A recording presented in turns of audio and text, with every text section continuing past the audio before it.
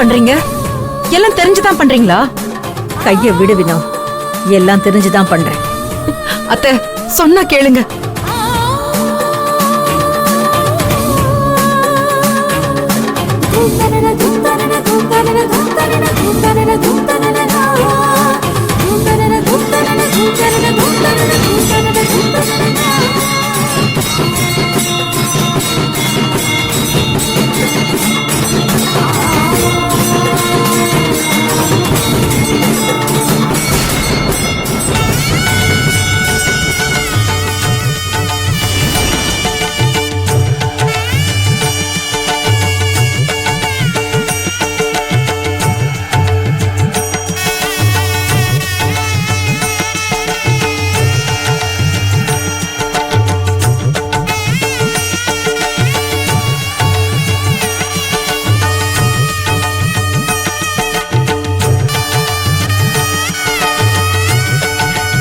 திரும்ப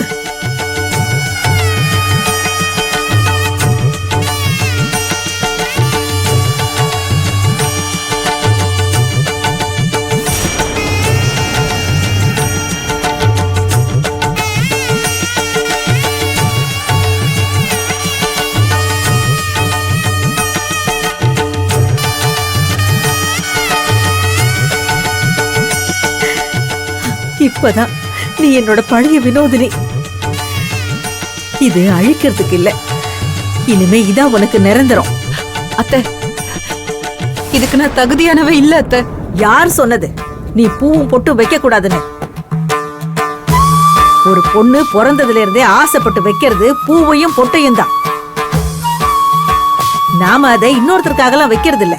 அப்படி இருக்கிறப்ப உன் புருஷன் போயிட்டான்னு நீ எதுக்கு அதை வைக்காம இருக்கணும் சொல்லு?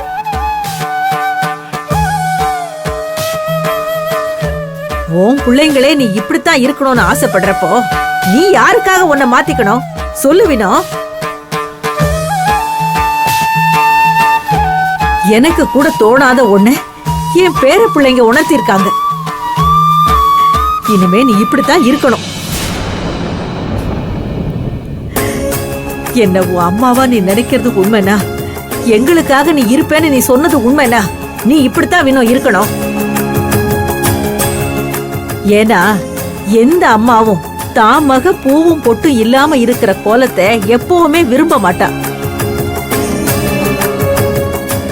நல்லா இருக்கத்த, ரொம்ப நல்லா இருக்கு.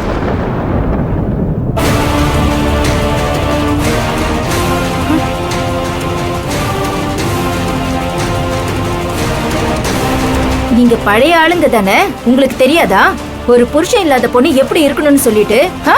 அதை விட்டுட்டு புதுசா புரட்சி பண்றீங்களோ? சடங்கு சம்பிரதாயம் எல்லாம் மதிக்காம இப்படி உங்க இஷ்டத்துக்கு பண்ணிட்டு இருக்கீங்க. உங்க மனசுல என்ன நினைச்சிட்டு இப்படி எல்லாம் பண்ணிட்டு இருக்கீங்க? ஏற்கனவே இந்த குடும்பம் விளங்காம இருக்கு.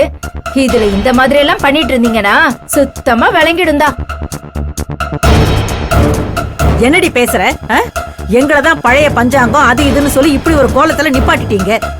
ஏன் மருமகளையும் அந்த நிலைமைக்கு நான் தள்ள மாட்டேன்.